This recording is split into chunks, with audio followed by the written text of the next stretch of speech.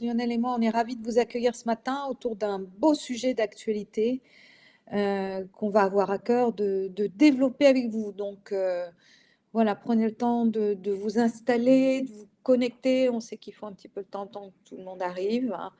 Mais en tout cas, on est très heureux d'avoir ce temps avec vous autour de ce sujet clé, hein, qui est l'IA et les nouveaux business models et qu'est-ce que ça vient, comment ça vient impacter nos modèles d'affaires.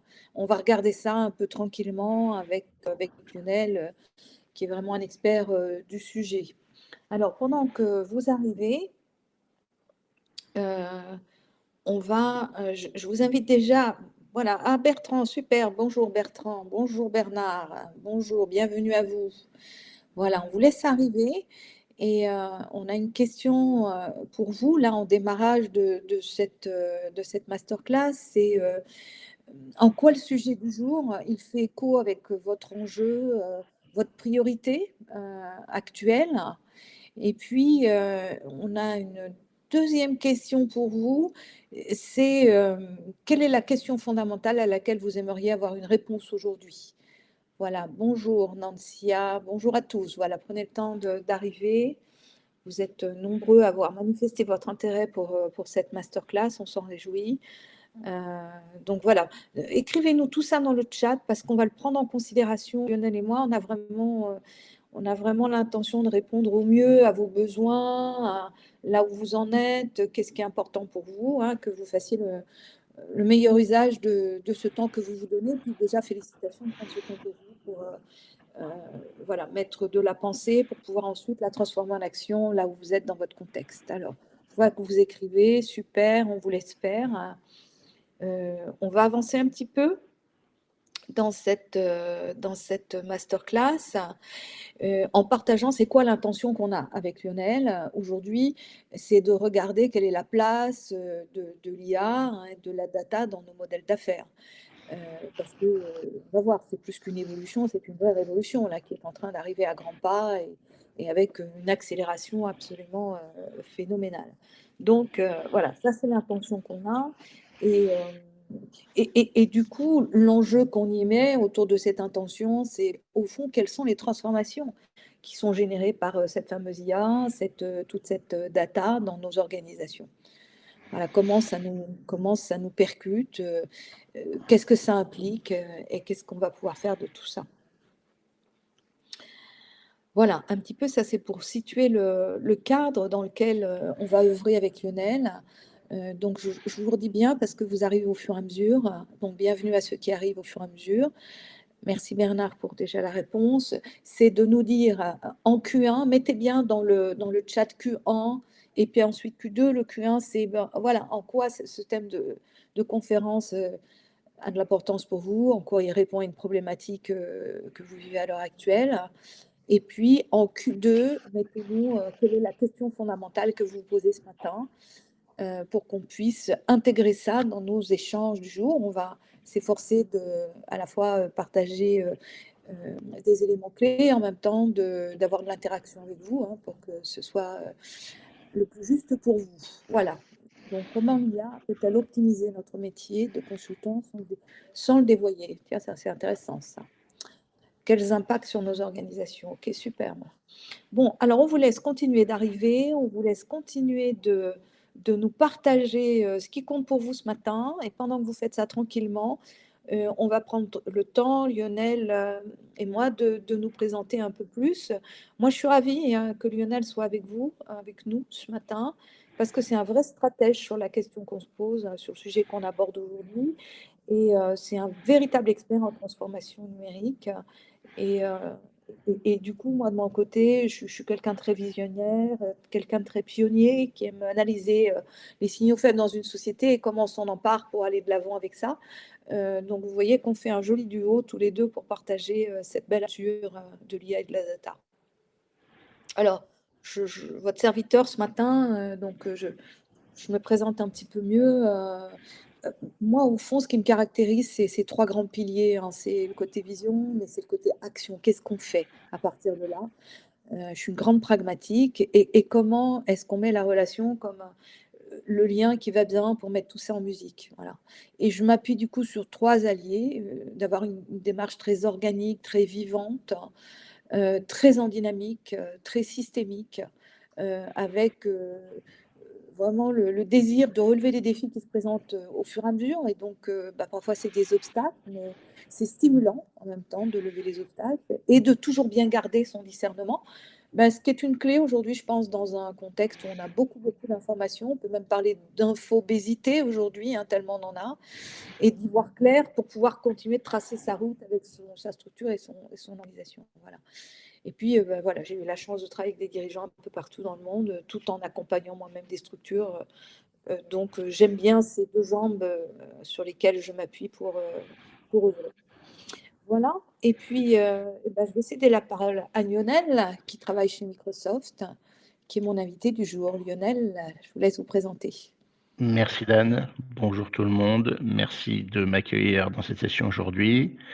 Donc je travaille chez Microsoft depuis 7 ans, actuellement en poste, donc je travaille pour la corporation, pour Seattle et je travaille sur les sujets de solutions stratégie autour de tout ce qui est, data, intelligence artificielle et j'ai toujours travaillé dans la tech et j'ai toujours travaillé dans des sujets qui sont au croisement du business et de la technologie en fait. Depuis le début dans une grande variété de rôles et chez des leaders de marché, que ce soit chez Oracle, chez British Telecom ou chez Cisco avant de rejoindre, Microsoft. Donc, j'espère que j'aurai l'occasion de répondre à toutes vos questions dans la session d'aujourd'hui. Merci Lionel. Vous voyez, c'est la bonne personne pour parler de notre sujet, hein. On a vraiment des compétences complémentaires tous les 2. Où on se rejoint, c'est sur le côté très stratégique des choses et comment on met tout ça, du coup, au diapason, dans les structures. Alors ce matin, on vous propose, d'aborder notre sujet, en quelques points qui sont les suivants. D'abord se poser la question, mais, pourquoi faire? Pourquoi en fait? C'est quoi l'opportunité qu'il y a derrière l'IA et toute cette, data? Ensuite, en deuxième point, on a envie de voir avec vous, mais OK, s'il y a une opportunité, bah, qu'est-ce qu'on en fait maintenant? Et puis, une fois qu'on est au clair avec qu'est-ce qu'on peut en faire, bah, c'est comment, on peut, mettre tout ça en musique, quel est le modèle organisationnel qui irait bien? Et donc du coup, ça va commencer à répondre aussi à un certain nombre, de points que j'ai pu voir, défiler dans le chat. Et puis, eh bien, nous aurons à cœur de vous faire quelques recommandations, hein, au travers de ces mises en place, de ces mises en route et puis de répondre, bien entendu, à vos questions-réponses. Donc, s'il y a des questions aussi au fur et à mesure qui arrivent, bah, pensez à nous les mettre dans les chats. On va les prendre en considération pour faire évoluer ce qu'on a pu préparer ensemble avec Lionel. Voilà. Donc, si c'est OK pour vous, dites-nous dans le chat si ça vous va. Et si c'est OK pour vous, eh ben, on va démarrer. OK, Bertrand, sur la question. OK, super. Et ben, on avance, si c'est OK pour vous, sur le pourquoi, hein, point de départ intéressant à se poser. Hem Et donc, du coup, Lionel, regardez, mais c'est quoi finalement l'opportunité qui se présente à nous aujourd'hui? Alors, l'opportunité, elle est globale. Elle est, de mémoire, je pense qu'il y a eu, rarement une technologie qui a un potentiel d'impact aussi fort parce qu'il peut impacter aussi bien les individus que les organisations et au-delà de l'automatisation qu'on a, connue, hein, chaque vague de progrès est venue avec sa vague d'automatisation. Là, on a une technologie qui amène des nouveautés, qui permet d'aller d'au-delà de l'automatisation et aujourd'hui, c'est une menace et une opportunité pour toutes les organisations de toute la planète. Parce que d'un côté, elle va réduire les barrières à l'entrée de beaucoup d'industries, donc une opportunité métier et à la fois, elle va devenir un danger plus important pour énormément d'entreprises. C'est-à-dire qu'on va avoir des innovations des innovations, cross-industrie qui vont s'accélérer beaucoup plus rapidement que ce qu'on a connu dans les années, précédentes. Un des mots qu'on entend beaucoup avec ces technologies, c'est la notion de vélocité. C'est pour ça qu'aujourd'hui, si on regarde le marché adressable de l'IA, toutes les projections des analystes, alors à une centaine de milliards près, on est sur des volumes qui sont gigantissime. Là, les dernières annonces de chez Bain ou de chez Bloomberg parlent de 1300 milliards de dollars juste sur le marché de l'IA, donc sur les fournisseurs de technologie.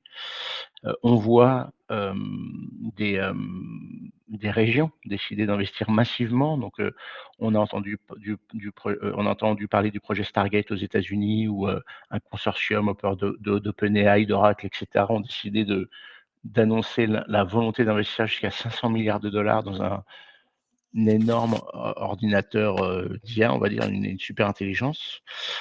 Et la réaction de l'Europe lors du sommet de l'IA en France il y a 2 semaines, d'investir 200 milliards également. Donc on est en train, c'est un sujet qui dépasse largement le cadre des entreprises parce qu'il a un sujet impactant très fort. Et donc en termes de business model, qu'est-ce que ça change? Ça change que aujourd'hui, les entreprises qui fonctionnent sont des entreprises qui ont un business model qui est très centré sur le client avec l'exploitation de la donnée. C'est ça qu'ont fait les géants d'aujourd'hui, les Google, les Amazon, et cetera, enfin toutes les plateformes qui fonctionnent. Et cette IA couplée avec un certain nombre de technologies, elle amène la capacité à être beaucoup plus fine, mais également beaucoup plus dans la prédiction à l'échelle, de manière individuelle. Et donc ça veut dire des business models tout à fait différents en termes aussi bien de valeur proposée, mais également de monétisation. Et on voit le début d'ailleurs de ces, heu, de cette transformation, par exemple avec l'arrivée des agents. Voilà. Et Ouais, donc c'est du coup, important, hein. ouais. Oui, c'est très important, hein, ce que dit Lionel là, parce que c'est des transformations profondes, hein, qui sont en train de s'opérer aujourd'hui, hein. Oui, tout à fait. Et en fait, alors ce graphique-là, il représente un petit peu ce que nous on voit chez nos clients. C'est un enjeu de change management très fort parce que bah, ça peut vraiment impacter les métiers de n'importe quelle fonction dans une entreprise. Ça parle de la finance. Aujourd'hui, les ressources humaines, c'est un énorme consommateur de sujets d'IA, par exemple. La finance également, donc des fonctions qui étaient jusque-là support, qui étaient peut-être moins prônes à l'innovation. En fait, on voit énormément de valeur. Et qu'est-ce qu'on voit? On voit qu'en fait, c'est comme c'est une transformation, évidemment, on a des phases. Et si on doit mapper un peu ces phases-là dans ce qu'on voit et dans ce qu'on est en train de voir chez les leaders du marché, bah, on a une première phase de découverte et de pilote, là, on teste la technologie et c'est surtout des sujets autour de la productivité. Donc on entend beaucoup parler du fait que voilà, on a des solutions comme Gemini, Copilot, et cetera, qui vont permettre de générer du contenu, hein. On sait bien que dans le monde du média, déjà, on a un certain nombre de choses qui ont été automatisées avec de la production de contenu. Alors, d'une qualité qui est toujours, que je laisse à chacun de voir la valeur générée, mais en tout cas, beaucoup de création de contenu automatisé, que ça soit audio, vidéo, texte, tout ce qui est, des chatbots de meilleure qualité par rapport à ce qu'on avait avant, ce qui était de la synthèse de contenu. On voit qu'un des premiers cas d'usage, hein, c'est d'avoir, la promesse d'avoir une réunion sur lequel j'ai un compte rendu et un plan d'action après chaque réunion, ce qui est, je pense que j'ai entendu depuis le début de ma carrière. Ou également beaucoup de sujets autour du call center. Ça veut dire comment je peux exploiter toute la donnée de mon call center de manière beaucoup plus simple qu'aujourd'hui. Donc ça, c'est des sujets plutôt autour de la productivité dans un premier temps, et il y a énormément d'entreprises qui ont mis le pied à l'étrier. Pourquoi? Bah, parce qu'il faut se faire une expérience. Clairement, il y a un enjeu de comprendre comment ça fonctionne et de l'exposer à l'intégralité de ses employés. La deuxième phase qu'on commence en train de voir maintenant, c'est tout ce qui est, la phase d'évolution, donc le début de transformation. Là, avec des go-to-market qui sont un peu différents. Le sujet le plus important qu'on entend aujourd'hui, alors il y a beaucoup de hype, hein, et c'est pas, quelque chose qui va atterrir en un jour, mais c'est tout ce qui est autour des agents, la capacité à avoir une automatisation augmentée pour être capable de traiter des tâches de manière autonome. Donc c'est vraiment le début de l'automatisation. Alors c'est pas le RPA parce que le RPA c'était quelque chose de statique. Là, un agent, c'est quelque chose qui est contextuel et c'est ça qui est le grand changement entre l'automatisation de qu'on a connue jusque-là, qui était plutôt linéaire, avec une automatisation aujourd'hui qui est beaucoup plus contextuelle. Mais on a aussi beaucoup de sujets autour de la connaissance augmentée. Là, c'est ce qu'on voyait avec les plugins, la capacité à monétiser son savoir dans des business process d'entreprises tiers, ou la capacité à beaucoup plus simuler les choses pour être capable d'être beaucoup plus agile dans sa prise de décision. Alors jusque-là, dans la prise de décision basée sur la data, on avait beaucoup de précision par rapport au passé. Et là, l'IA nous amène la capacité simuler à l'échelle énormément de futurs pour mieux appréhender, par exemple, les risques ou les opportunités.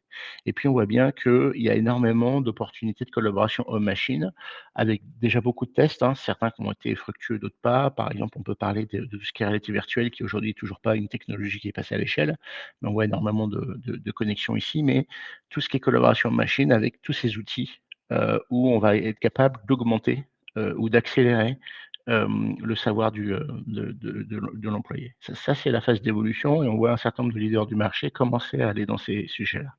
Et puis après, il y a les sujets de transformation. Là, c'est des sujets plus prospectifs aujourd'hui.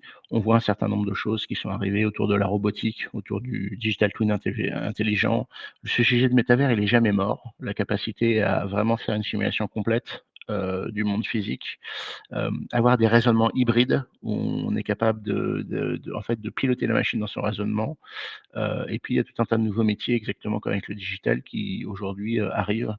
Euh, et ces phases-là, elles vont être capables de se construire uniquement parce que je me suis construit déjà ce, ce, ce- ce- cet ADN en fait autour de l'IA parce que bah, si on parle de métier au sein de l'entreprise, ressources humaines, finances, logistique, risque, compliance, tous ces métiers-là, en fait, sont déjà en train d'adopter ces technologies aujourd'hui. Donc, en fait, ça va devenir une technologie qui fait partie de l'ADN de toutes les entreprises, qu'on le veuille ou pas, en fait. Donc, pas la question qui se pose stratégiquement, c'est est-ce que je vois cette technologie plutôt comme un enabler et je vais plutôt y aller tranquillement, ou est-ce que, comme beaucoup d'entreprises, je vois cette technologie comme un accélérateur de business? Et dans ces cas-là, l'impact pour moi, c'est qu'en plus d'optimiser la manière dont on fonctionne, donc c'est le côté productivité que tout le monde va adopter, comment je vais être capable de monétiser, mon savoir-faire de mon entreprise, de mes organisations, de manière différente grâce à cette technologie qui est une question beaucoup plus, impactante en termes de go-to-market et donc de relations clients, mais aussi de nouveaux marchés, en fait. Donc c'est ça qu'on voit et donc c'est pourquoi on recommande aujourd'hui d'y aller vite parce que, bah, comme c'est une transformation culturelle qui va être longue, il faut commencer à se faire des une base de connaissances, commencer à tester un peu ce qui se voit en termes de résistance au changement, trouver vos champions et cetera donc une des premières recommandations qu'on donne à tous nos clients, c'est commencer à faire la productivité, mais de manière structurée. Ça veut dire avec une intention. Pas juste, tiens, je fais l'adoption d'un outil, parce que bon, OK, adopter un outil, ça fonctionnera toujours, mais ça ne va pas vous permettre de vous commencer à vous préparer à cette évolution. Donc là, Lionel, en fait, vous insistez sur des choses qui sont, vraiment, clés, en fait, quelque part, parce que ça invite à avoir une dimension stratégique, en fait, dans la mise en place de l'outil et pas juste une approche outil, en fait, on va dire quelque Tout à part fait. et en comprenant que ça va faire évoluer nécessairement le business model. Qu'on le veuille ou qu'on ne le veuille pas, hein, c'était l'expression tout à l'heure, ça va le transformer. Ça va modifier la culture du business quelque part. Et ça a du coup un impact sur tous les hommes qui vont être dans la structure et qui vont être impactés quelque part là-dedans, hein. Donc, Bertrand, il dit prédire, c'est influencer. Et donc, du coup aussi, Tout à il y fait. a derrière ce propos, c'est qu'il y a des étapes en fait à franchir pour que ça produise tous les bénéfices et qu'on soit au rendez-vous de l'opportunité que ça peut offrir à un moment donné. Et donc, il y a cette étape déjà du commencer peut-être petit, pas à pas, mais pour commencer à se construire, en fait, on va dire quelque part. Hein, c'est le niveau du court terme, on va dire quelque part, mais avec une visée qui va se mettre en place à moyen et long terme. Donc, on ne peut pas non plus juste se précipiter, mais il y a quelque chose de l'ordre de la pensée hein, dans le processus qui va vraiment être important et de ne pas juste s'en remettre qu'à l'outil. En fait, là l'interaction avec homme, on va dire, technologie est fondamentale. Et donc, juste pour donner 2 exemples très Oui, concrets d'entreprises qui ont vécu ça et je trouve qu'ils sont des exemples qui sont intéressants. La première chose, c'est si je prends l'exemple de Téléperformance, qui est, au CAC 40, qui est une entreprise dont le métier, c'est de faire des call centers. La valorisation boursière de Téléperformance a perdu 40 quand une entreprise qui travaille dans le monde de la finance, dans les micro-paiements, qui s'appelle Klarna, qui est une entreprise suédoise, a annoncé que grâce à l'IA générative, elle avait été capable de traiter 95 des demandes clients avec un meilleur SLA que ce qu'ils avaient aujourd'hui dans 35 langues, avec une résolution des problèmes inférieure à 5 minutes. Donc quand une entreprise du secteur financier utilise l'IA pour améliorer la relation client, bah, les entreprises qui sont centrées sur la relation client comme Téléperformance sont impactées. Donc quand on parle de télescopage d'industrie, on est là. Un deuxième sujet qui est, je trouve, très intéressant, c'est quelque chose que je trouve qui est vraiment très représentatif de ce qui est en train de se passer. C'est que au CES en 2024, donc il y a un an, le speaker, c'était pas quelqu'un de la technologie, c'était le PDG de L'Oréal et qui a annoncé que la mission de son entreprise, c'était capable maintenant, grâce à la technologie et en très grande partie grâce à l'IA, d'être capable d'avoir des conseils personnalisés du matin au soir pour l'intégralité de leurs clients. C'est ce qu'on appelle la beauty tech. C'est un leader mondial. L'Oréal là-dessus, ils ont fait un pari énorme. Et aujourd'hui, quand vous regardez ce qu'ils font avec ça, c'est assez incroyable. Mais surtout, c'est un changement de business model. Ça veut dire que au lieu d'être dans une approche transactionnelle de je te vends un produit de beauté, ils vont être dans le cycle de vie de leurs clients, être capables de leur contextualiser leurs recommandations quel que soit le moment de la journée ou de l'année. Et donc, c'est quelques exemples, voilà, de transformation de business model et d'entreprises qui ont saisi les opportunités très tôt pour faire évoluer leur modèle de vente. Oui, c'est ça, pour aller vers quelque chose qui est bon, et on viendra parce que enfin, toute chose a son contraire aussi, mais pour pouvoir plus personnaliser, individualiser la proposition client. En fait, ça, c'est Tout quelque à fait. chose qui est intéressant dans la démarche. On verra que bon, il y a aussi des choses, des écueils possibles, mais en tout cas, c'est assez intéressant. Il y a une question là de Bertrand qui dit comment l'humanité, toute l'humanité dans sa diversité, peut-elle garder la main sur sa Ah, destinée? ouais. Et Alors, comment éviter les ouais, nouveaux laissés pour compte engendrés par cette nouvelle économie? Bon, c'est une question importante qui revient, hein. Et du ouais, coup, orienter les usages vers des améliorations sociétales globales, hein, voilà, évidemment, ça émerge de ce qu'on est en train de dire. donc c'est une très bonne question. Si vous regardez un petit peu ce qu'on entend aujourd'hui sur le marché, vous avez des gens qui croient que Terminator va arriver, que c'est fini, l'IA va nous supplanter. Il y a des gens qui disent que l'IA sera jamais intelligente parce que c'est que de l'algorithme. C'est très compliqué de se faire une vision claire.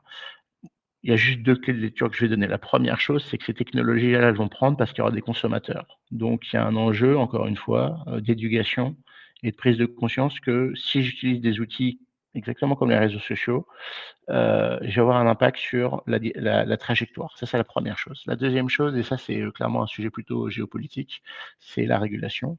On voit bien que l'Europe et les États-Unis ont des approches très différentes sur ces Ouais, sujets-là. absolument. Heu et donc c'est les 2 sujets, en fait.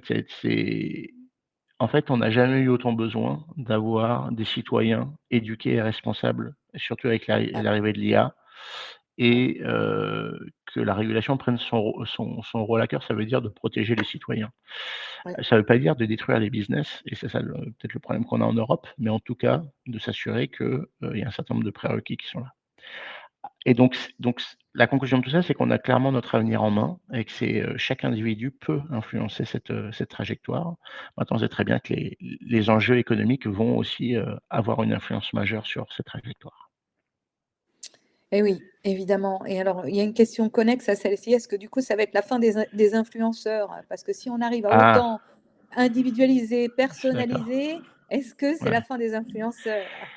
Alors encore une fois, vous avez un certain nombre de gens qui vont vous dire que demain, c'est cette fameuse société du loisir, en fait, les machines vont tout faire. C'est très compliqué de se projeter là-dedans. Ce qu'on peut dire, c'est que, c'est compliqué de se projeter sur l'évolution d'un certain nombre de métiers. On voit bien que dans les médias, en tout cas aujourd'hui, avec le niveau de qualité d'aujourd'hui, dès que les médias sont générés automatiquement par des IA, on le voit tout de suite et il y a, pas une adoption très forte de ce type de médias. Donc il y a une question, alors qu'elle est liée aussi à la maturité de ces types de technologies. Peut-être que dans 5 ans, ça sera beaucoup plus performant qu'aujourd'hui et ce sujet sera un peu moins vrai. Mais vous avez tout à fait raison qu'il y a une question qui se pose là-dessus. C'est en fait, de manière générale, dans tous les médias, pas que des influenceurs. Il y a une question de fond qui est en train d'arriver. Il y a eu déjà beaucoup d'automatisation de contenu. Donc, Mmh. peut-être, écoutez, on ne sait pas. Mais si c'est remplacé, encore une fois, ça sera remplacé par des machines qui vous feront les mêmes recommandations. Donc, je ne sais pas si c'est pour le meilleur. Ça, c'est une autre question. Ah! Oui, alors, et on va le souligner avec Lionel aujourd'hui, on a plus de questions que de réponses, hein, parce qu'on Ah est quand oui, même tout sur à un fait. système qui est au départ, en fait, d'une grande aventure par rapport à nos modèles économiques, on va dire. C'est pas nouveau parce que ça existe déjà depuis effectivement, un certain Ah, temps, mais pour ce qui est de la question de l'entreprise à proprement parler et de comment c'est en train de nous traverser et peut-être pour certains de nous percuter, on est au début, hein, quand même d'un chemin, quelque part tout pour à les fait. uns et les autres. Et d'ailleurs, j'aurais une question auquel, j'ai envie d'adresser tout de suite parce que je pense que c'est une question de Oui, fond. Et là, oui, c'est plutôt le citoyen qui parle, c'est comment éduquer le citoyen à et l'IA? oui, Alors ça, c'est une voilà. question extrêmement fondamentale. Vous avez tout à fait, enfin, c'est une excellente question. Oui, Je vous oui. mentirais si je vous dirais que j'avais la réponse. Ce que je peux vous dire, c'est que c'est un sujet qui m'intéresse depuis longtemps et du coup, moi-même, Mmh. à titre personnel, j'ai décidé d'aller enseigner dans une école pour Oui, exactement me comprendre les enjeux de l'éducation par rapport à ces sujets-là. Il y a mmh, clairement un enjeu de fond et surtout en oui, France, on est tellement loin de ces sujets-là que, mmh, clairement, on va avoir un retard à l'allumage. Moi, je suis alors, il y a beaucoup d'entreprises privées, par exemple chez Microsoft, on a un enjeu de former 1 million de personnes autour de l'IA. Mais il y a un mmh, enjeu plus fort que ça, c'est exactement la même chose qu'on a raté pour les réseaux sociaux pour la nouvelle génération.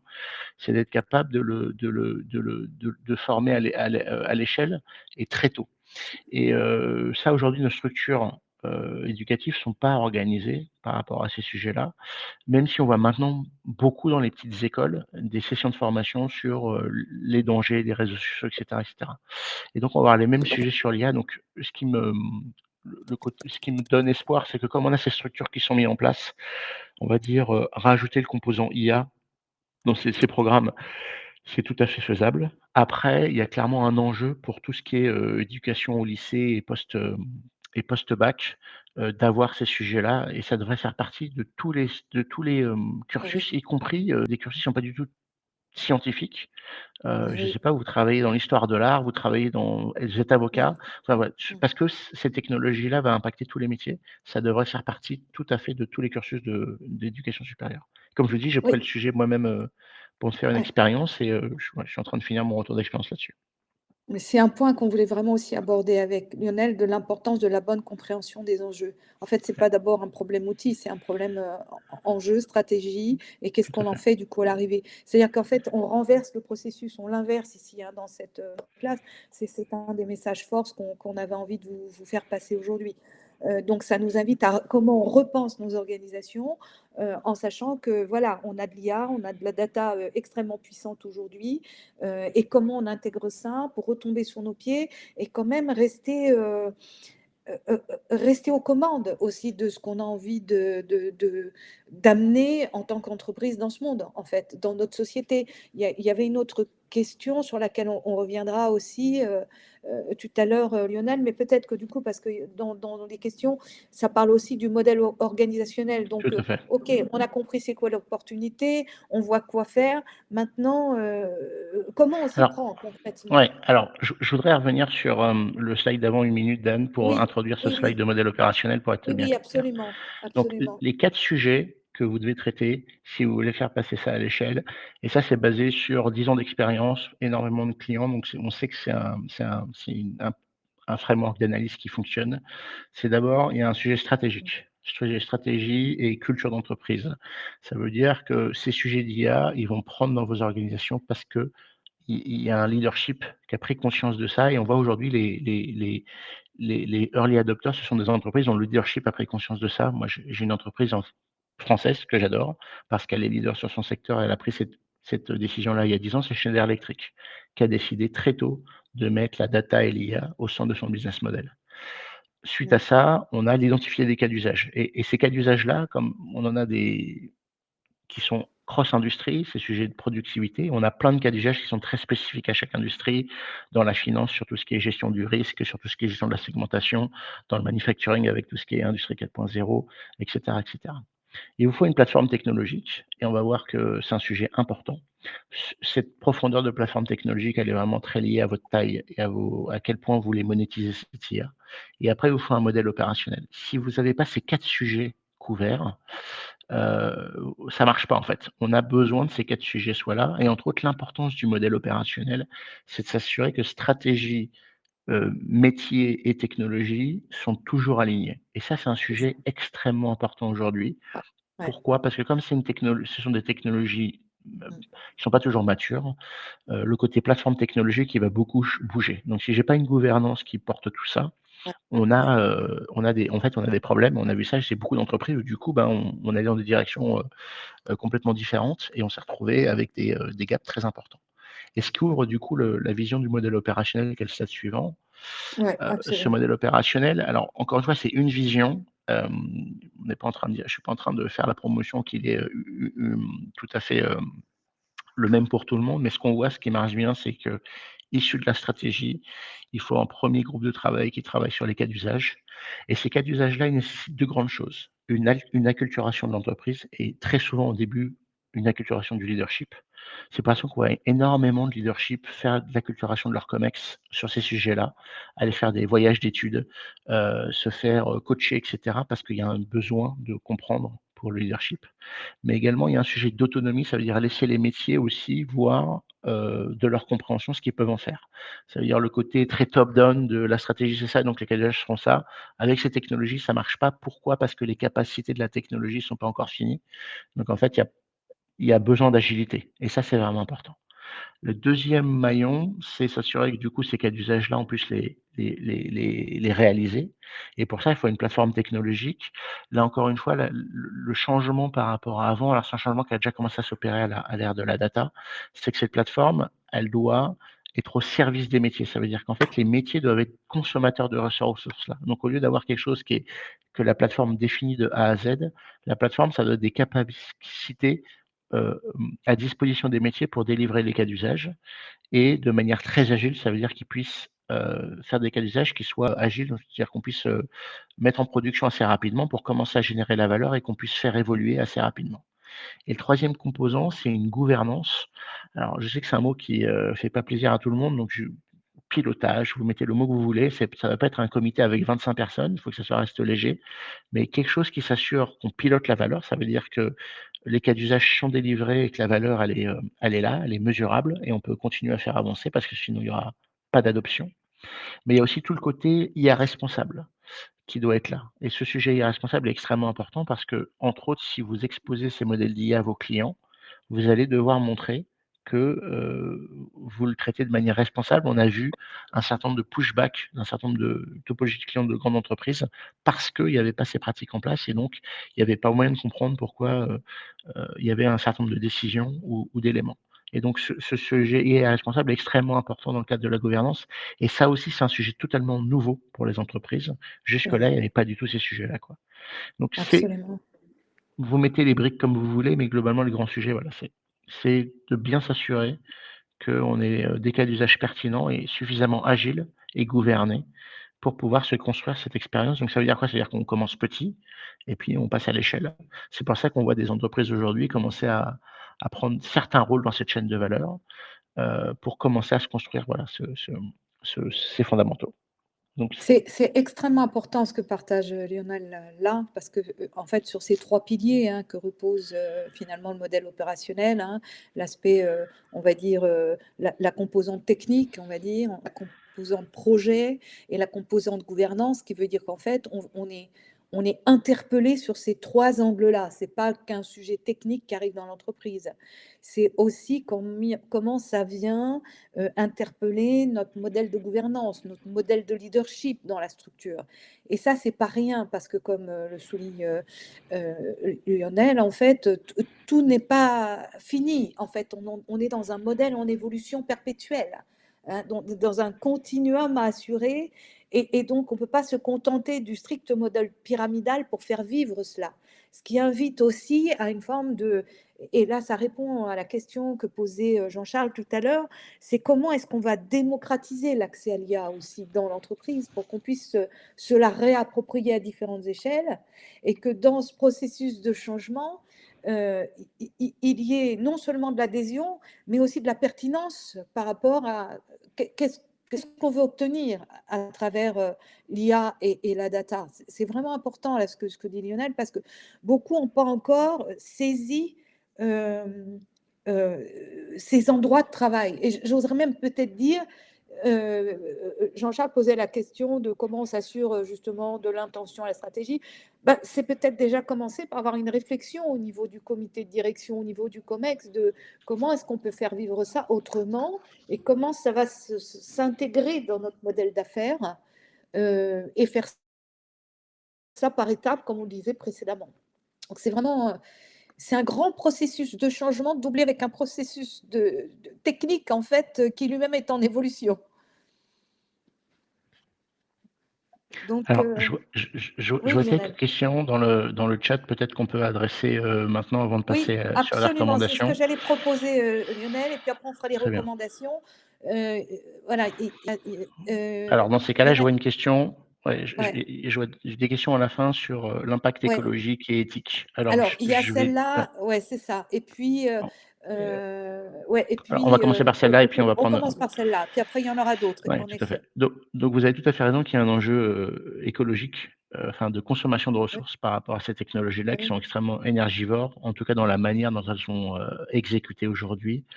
Donc on voit plusieurs choses. D'abord, la première chose, c'est que c'est comme n'importe quelle nouvelle technologie. Au début, on a quelque chose d'extrêmement inefficient et donc qui consomme mm, énormément de ressources. Et puis maintenant, on apprend à faire de l'efficience sur ces technologies. Donc ça veut dire on commence à arriver avec des modèles qui sont beaucoup moins énergivores, qui sont beaucoup mm, plus, concentrés sur des choses parce que, bah, c'est pas la même chose de demander à une machine qui sait tout, une question, qu'une machine qui sait un scope limité de choses, mais très de manière très experte la même chose. Donc, il y a déjà une évolution technologique de modèles qui sont beaucoup moins énergivores, parce qu'ils sont beaucoup plus ciblés et on voit l'arrivée par exemple de ce qu'on appelle les SLM, les Small Language Models, qui sont beaucoup moins énergivores, qui peuvent fonctionner sur votre, ordinateur et cetera. La deuxième chose, c'est qu'on voit là, évidemment, la volonté du coup des grands hyperscalers, des grands fournisseurs de technologies, de s'équiper de technologies, de génération d'énergie, qui leur permettent d'être en adéquation avec les, challenges économiques écologiques de la planète et donc c'est pour ça que vous voyez, un Amazon, un Google ou un Microsoft, bah, relancer des projets de centrales nucléaires pour alimenter, leurs data mm. centers qui vont permettre de couvrir les besoins énergétiques sans au moins avoir l'impact, carbone. Voilà. Après, il peut y avoir un débat sur, la qualité de la source d'énergie, mais en tout cas, il y a, ces volontés-là et tous les grands hyperscalers ont fait ces choix, voilà, de sécuriser leur approvisionnement en bas carbone à travers ces technologies, alors des nouvelles technologies, hein, de réacteurs de milieu de gamme, enfin de milieu de puissance, mais fondamentalement, c'est des choses qui arrivent. Donc ça, clairement, c'est comme l'arrivée on va dire, des monnaies électroniques. Au début, c'était extrêmement énergivore et puis on a fait évoluer la technologie pour qu'elle soit beaucoup plus, dans, une consommation, gérée. La deuxième chose, c'est l'éthique. Alors l'éthique, c'est un sujet extrêmement Bah important et oui, c'est pour ça que dans la bah oui, gouvernance, on parle de l'IA responsable. Donc il faut comprendre que l'éthique, l'IA responsable, majoritairement, c'est, autour de 6 principes. Alors je vais pas vous aller dans le détail, on n'a pas le temps aujourd'hui, mais fondamentalement, l'IA responsable, c'est de s'assurer que, tout ce qu'on fait, ça soit exploitable, sécurisé, que ça traite tout le monde de la même manière, enfin de manière fair en tout cas, de manière représentative, ça soit inclusif, que chacun ait le droit de dire et cetera et cetera. Donc ça, c'est un sujet nouveau et surtout pour des entreprises de taille moyenne, ça va être un sujet compliqué parce que c'est des sujets qu'on ne traite pas oui, aujourd'hui dans le cadre d'une ouais, entreprise absolument. et vous n'aurez pas le choix. Ça veut dire que si vous prenez un outil tiers et que cet outil tiers fait n'importe quoi pour vous, ça sera dans tous les cas vous qui sera le responsable à la fin. Donc c'est Absolument. là où, juste dire c'est de l'adoption d'outils, bah, ça pose problème. Parce que fondamentalement, si vous mettez ça, que ça soit en interne ou externe et que ça part de côté, c'est dans tous les cas votre marque employeur ou votre marque d'entreprise qui sera impactée. Donc ça veut Ouais, dire quoi? Ça veut dire que ça nécessite de commencer à mettre des fonctions, voilà, de commencer à faire le sujet. Alors encore une fois, c'est un chemin, mais ça c'est un point, ouais, vraiment important. Après ça revient sur, la qualité des données. Clairement, on voit bien que quand on entraîne des modèles avec des modèles qui ont des biais, ben, on a, des biais en sortie, ça, il y a pas de Il y a pas de il y a pas de surprise. Donc c'est en tout cas aujourd'hui sur l'aspect énergétique et éthique, la manière dont il faut commencer. Nous, on a mis un comité d'éthique de l'IA en 2017 en place et on a fait, je sais pas, au moins 25 itérations depuis pour, voilà, continuer à apprendre et s'assurer que, Oui, oui. quand on Ouais, sort un produit, il est ouais. gouverné. Alors, c'est important ce sujet parce que du coup, ça répond aussi à une autre question. Quel dispositif de régulation et de maîtrise des impacts sociétaux? Ça veut dire qu'en fait, il y a une double approche à avoir. Il y a une approche, aujourd'hui, il y a une approche aux États-Unis, il y en a une en Europe hein, sur les questions de éthique, régulation. Bon, on n'est pas toujours en phase hein, aujourd'hui. C'est un grand débat, lui aussi en mouvement, on va dire quelque part.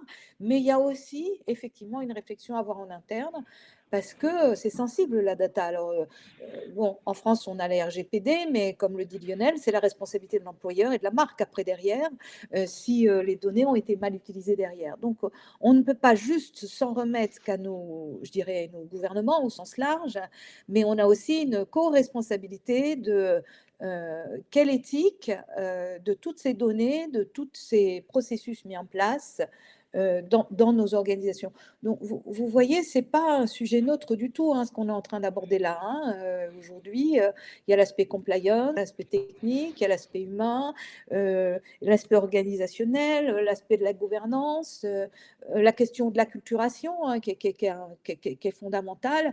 Donc, c'est un sujet à multiples facettes. Alors, il y a Bernard qui posait la question, mais IA est finalement métier de consultant, quoi.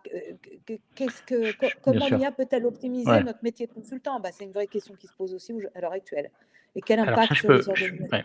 Si ça vous intéresse 2 minutes, parce que du coup, on travaille beaucoup avec des grands cabinets de Eh conseil. oui, Ce eh qu'on voit oui. aujourd'hui, c'est 2 choses sur ces métiers de conseil. La première chose, et c'est de manière générale d'ailleurs, hein, ça ce que je veux dire, ça a valeur un peu plus universelle. La première chose, c'est qu'on voit que les consultants aujourd'hui, ils utilisent beaucoup ces outils-là pour, faire les tâches qui sont compliquées de data crunching, de rédaction, qui ne sont pas forcément les sujets les plus à valeur dans le métier du conseil. Et eux, ils se concentrent sur vraiment les specs d'analyse, sur aller, chercher les bonnes informations et avoir les bons frameworks d'analyse. Donc aujourd'hui, on a énormément de cabinets de conseil, qui annoncent, globalement 30 à 45 minutes de gain d'efficience par journée, par consultant. Donc aujourd'hui, voilà, maintenant est-ce que ça veut dire que, l'intégralité du métier, va pas subir une transformation? Si, probablement. Ça veut dire quoi? Ça veut dire que c'est comme d'habitude et ça, c'est quelque chose qui est vrai partout. C'est ça qui va se passer avec l'IA et d'ailleurs ça résonne avec une autre question qu'il y a dans le chat. C'est que l'IA va être d'une manière plus discriminante que les technologies précédentes parce qu'elles vont pousser à l'excellence. Ça veut dire que vous allez vous différencier parce que vous savez vraiment de quoi vous parlez. Parce que du coup, mécaniquement, il est vrai que vous pouvez avoir un truc qui vous génère tout et n'importe quoi, alors avec un niveau de qualité qui clairement, se challenge, mais clairement, il va y avoir une prime à l'excellence parce que, bah, clairement, c'est des choses que les machines pourront jamais faire. Pourquoi? Parce que les algorithmes sont organisés générés sur des, données, publiques quoi, génériques. Donc du coup, c'est l'expertise qui va faire sa place. Donc ben, c'est ça la transformation qui va se passer et oui, en effet, si vous aviez des cabinets de conseil qui étaient plus sur faire du volume, ouais, ces fonctions-là, potentiellement, peuvent être impactées, dans le futur. Mais par contre, si vous êtes, expert, je pense qu'il y aura plus facilement moyen de faire sa différenciation parce que ça va vous permettre d'accélérer, mais de garder, voilà, votre savoir-faire. C'est ça Ouais, ouais, qu'il faudra protéger en permanence. Il y a un enjeu de protection d'IP qui est plus fort que précédemment. ouais, Alors ouais. évidemment, j'ai pas une boule de cristal, mais c'est, l'évolution qu'on voit en tout cas. Ouais, moi je rejoins Lionel en disant que, là, il va s'agir d'être réellement différenciant et d'apporter des savoirs au sens de Stigler, hein, le savoir-faire, savoir-être, qui qui apportent une réelle valeur ajoutée à l'organisation que vous êtes en train d'accompagner et pas juste, une ressucée de quelque chose, dont vous avez fait la synthèse à un moment donné. Voilà, parce que du coup, l'IA va pouvoir être enrichie par des nouveaux savoirs, Mais si vous attendez que ce soit l'IA et qui tourne avec d'autres IA, vous avez un business qui va perdre complètement en substance. Et ça revient à la question, voilà, sur les études, hein. Il y a une étude d'ailleurs qui est sortie il n'y a pas très Oui. longtemps qui montre qu'au bout d'un moment, si vous ne nourrissez l'IA qu'avec d'autres IA, au bout d'un moment, vous avez des déperditions de tout, en fait, de compétences, de tout, en fait, une sorte de dégradation du processus et qui de surcroît, va vous faire perdre votre esprit neuf, critique, enfin, je veux dire, intéressant aussi pour nourrir correctement les processus. Oui, en fait, cette étude-là qu'on a fait avec, Carnegie, donc qui est une entreprise américaine, qui est une université américaine qui est assez cotée. Elle met en avant la chose suivante, en fait, c'est même intuitivement, en fait, on comprend tout à fait le rationnel. Si vous pensez que vous avez une boîte noire qui a la réponse à tout, vous faites plus l'effort de vous poser des questions. Ouais, Et c'est ça. ça, c'est vrai partout. C'est-à-dire que, d'une certaine Ouais, manière, les réseaux sociaux ont déjà amené ça. Donc en fait, c'est pas un ouais, sujet nouveau. C'est juste que ça a confirmé une intuition qui est de dire: «Ah bah oui, en effet, si j'ai une machine qui répond à ma place tout le temps et ça a l'air d'être, la réponse a l'air, bonne, pourquoi je vais faire l'effort de réfléchir?» Et c'est là où je dis qu'il y a une discrimination, il va y avoir, clairement une segmentation. Il y a un certain nombre de gens de la population qui vont considérer que ça peut faire leur travail et ça pose un problème, quoi.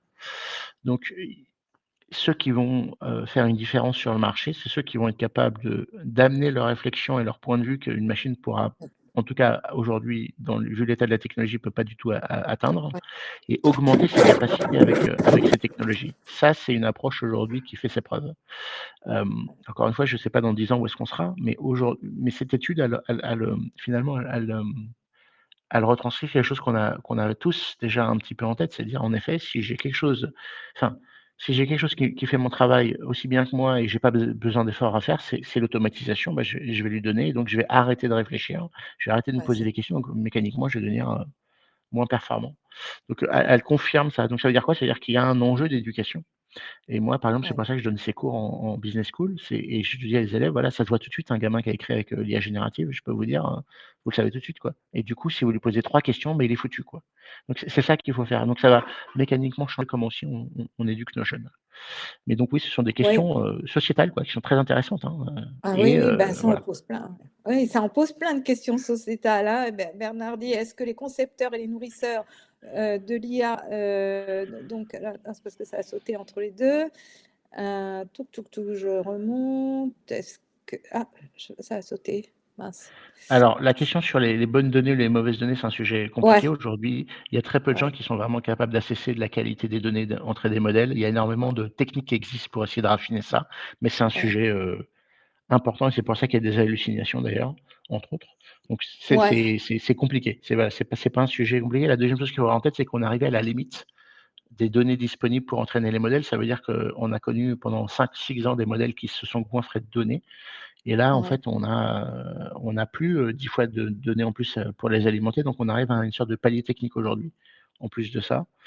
Mhm. Donc voilà, ce sont des questions qui sont extrêmement intéressantes, auxquelles, voilà, il y a des techniques pour essayer d'améliorer parce que clairement, meilleure qualité de données, meilleur modèle. Il y a une corrélation directe, mais c'est compliqué, hein, parce que vous imaginez le volume de données d'internet, c'est très compliqué d'être capable de trier la bonne donnée de la mauvaise. Bon, en tout cas, Lionel, on voit bien hein, que c'est un sujet qui nous stimule, qui vient nous amener plein de questions. Et toutes ces questions, ça va être important qu'on puisse les Exactement, adresser. Alors nous, on ne ouais. pourra pas y répondre à toutes aujourd'hui. C'est évident, on n'en avait pas d'ailleurs la prétention, hein, mais déjà de quand même poser des grands jalons, des grandes questions ensemble. Et peut-être on peut reformuler, Lionel, un peu Ouais, les tout à fait. recommandations qu'on a envie de faire hein, par rapport Oui, à ce sujet du jour. ouais, alors c'est vraiment basé sur ce qu'on a vu qui fonctionne chez nos clients aujourd'hui, hein, donc la première chose, je pense, c'est vraiment important, c'est cette phase d'acculturation et de leadership. Hem, ou bien se faire accompagner, aller pour les grandes entreprises, aller faire des, learning expeditions, s'exposer à l'art du possible. C'est vraiment important. C'est vraiment, vraiment important, même s'il y a des choses qui sont peut-être très futuristes. C'est important de comprendre ça. Il y a un enjeu très, très important du leadership moderne par rapport à ces sujets-là et c'est compliqué parce que c'est un sujet, prospectif par rapport au day to day du business, mais c'est vraiment un sujet clé et on voit que les entreprises qui aujourd'hui font la différence sur ces sujets-là ont eu un leadership qui a pris le sujet à bras le corps. La deuxième chose, et c'est un sujet qui est particulièrement compliqué en France, c'est il faut rendre les collaborateurs autonomes pour être capables qu'ils testent les choses. Donc, l'idée, c'est pas de leur donner des outils, mais leur donner, le moyen de résoudre leurs problèmes et on voit beaucoup cette notion de, citizen data science, citizen developer, tous ces termes-là pour dire: «Mais en fait, aujourd'hui, il y a tous les outils disponibles pour que les gens fassent leur solution, à façon. Par exemple, chez Microsoft, tout le monde peut développer sa propre solution pour résoudre son problème et celles qui sont les plus utilisées passent à l'échelle et sont utilisées à la taille du groupe, mais chacun peut faire, sa propre solution pour résoudre ses problèmes et ça, c'est vraiment important, c'est comme ça qu'on se développe une culture. La troisième chose, c'est il faut apprendre et il y a vraiment plein de choses à réapprendre ou à apprendre de nouveau. Donc avoir cette culture d'apprentissage et spécialement dans les entreprises de taille moyenne, ça veut dire pas se dire: «C'est un jour de formation, c'est bon, ça fait». Il doit y avoir un processus dans le long terme, heu, pour, apprendre ces choses-là, spécialement dans des industries qui ne sont pas spécialement, technophiles aujourd'hui. La quatrième chose, c'est cette communication du changement. C'est très important d'expliquer, qu'est-ce qu'on commence à faire et commencer à faire de l'impact. Donc c'est pour ça que c'est tous ces cas d'usage autour de la productivité, c'est pas les plus funky, on est tout à fait d'accord, mais ils sont simples, ça impacte le quotidien des gens, ça leur permet à chacun d'être exposé, face à ces technologies-là, à voir ce qui marche pas et adresser ces enjeux-là et être capable de communiquer ça de manière, très proactive et de manière très claire pour commencer le sujet est vraiment important et la dernière chose, ça c'est vraiment ça c'est quelque chose qui est vraiment important, c'est il faut commencer maintenant. Commencer à faire quelque chose, mais avec une intention. Ça veut dire, si on dit juste: «On va adopter Copilot, on va adopter Gemini» ou je sais pas quoi, c'est pas la bonne approche. Vous allez forcément tout rater parce que du coup, vous allez voir ça comme un autre outil au lieu d'une opportunité d'évolution. Donc, il faut commencer à faire quelque chose maintenant. Donc, vous savez comment ça se passe, hein, la stratégie est mangée par la culture au petit déjeuner. C'est exactement vrai avec ces technologies-là. Donc, il faut commencer à faire des choses, mais avec une intention, avec un début de structure, avec quelque chose, quoi, pour pouvoir, construire du capital savoir, et du capital culturel autour de ces sujets-là, même si, à court terme, c'est pas révolutionnaire.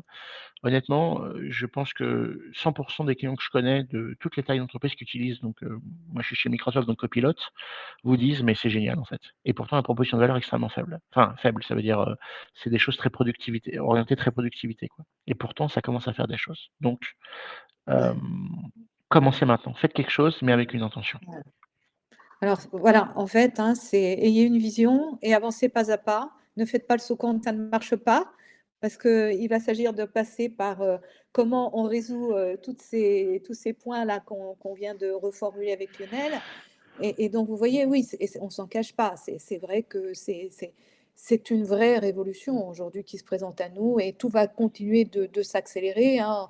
On s'en cache pas, hein. Je veux dire, c'est très stimulant, pour toute personne qui dirige une équipe, un business, à la tête d'un projet, phare, aujourd'hui, ça bouge, hein, voilà et en même temps, Heu, bah, c'est intéressant parce que ça nous amène d'autres sujets en ce début de 3e millénaire.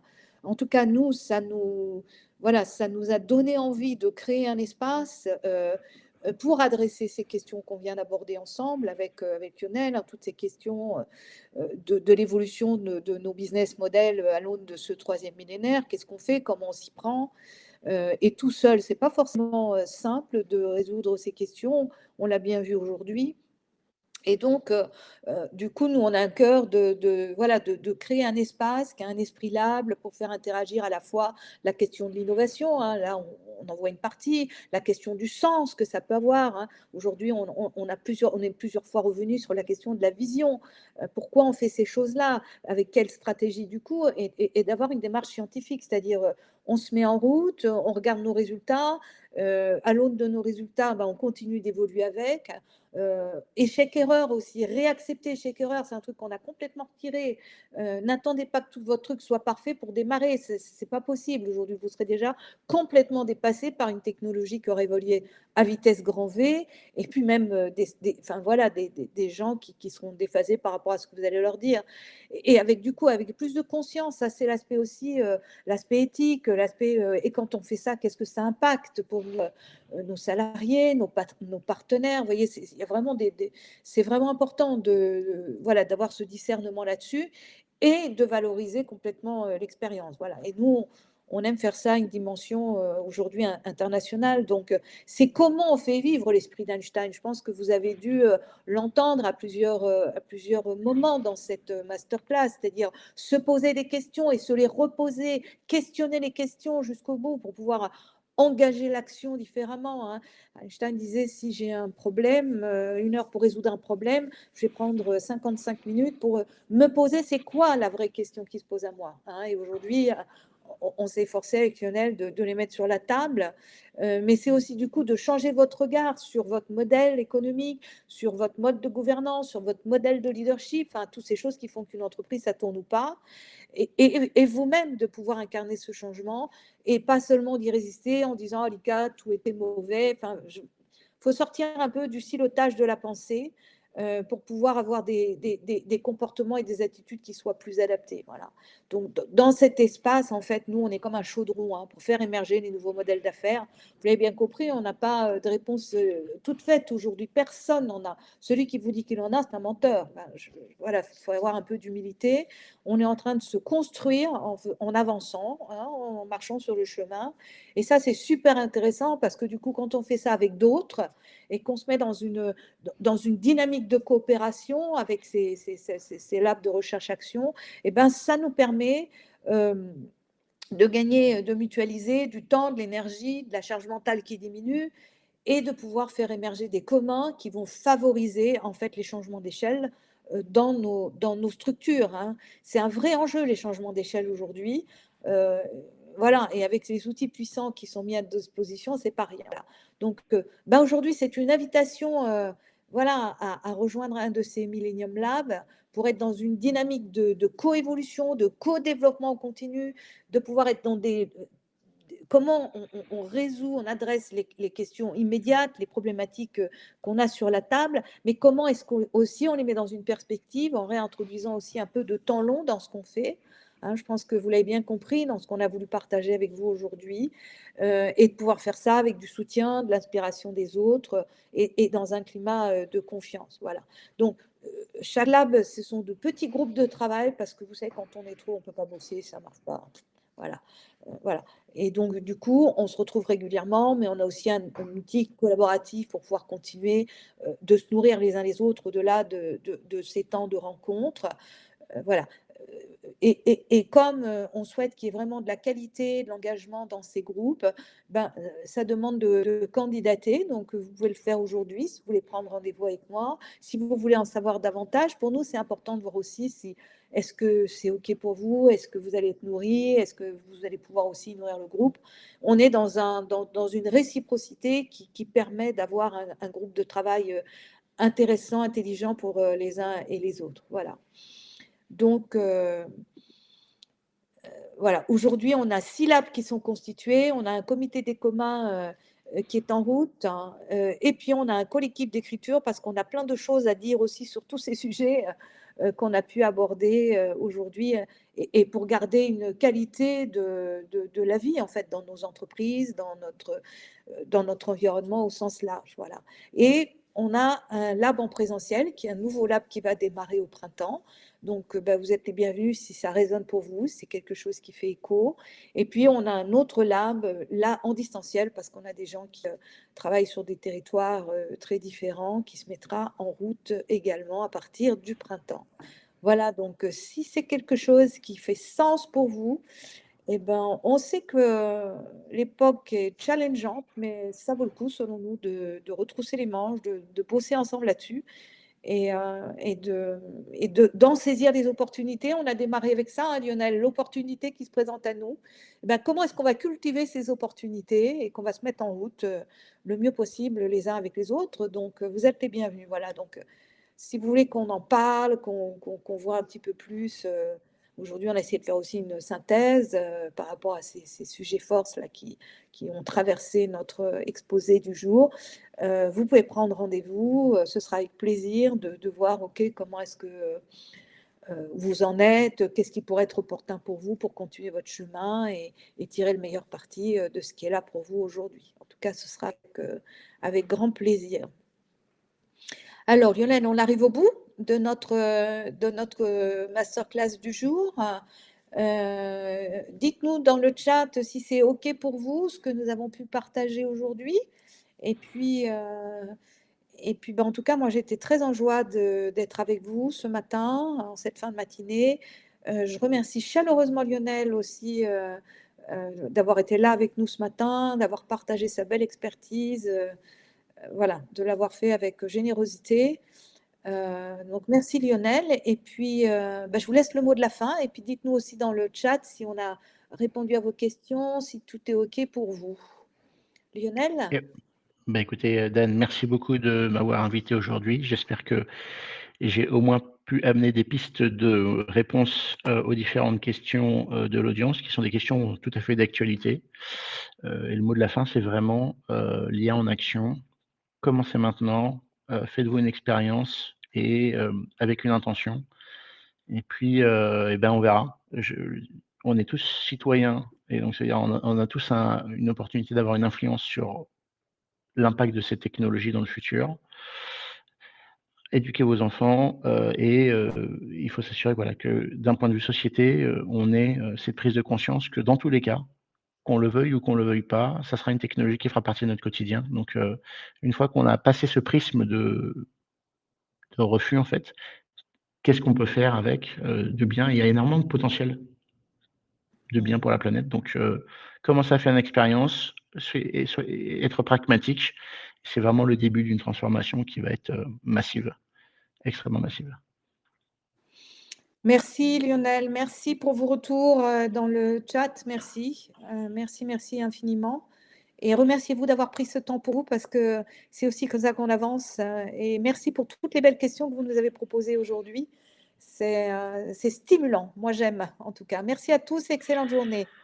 Merci, au revoir. Au revoir.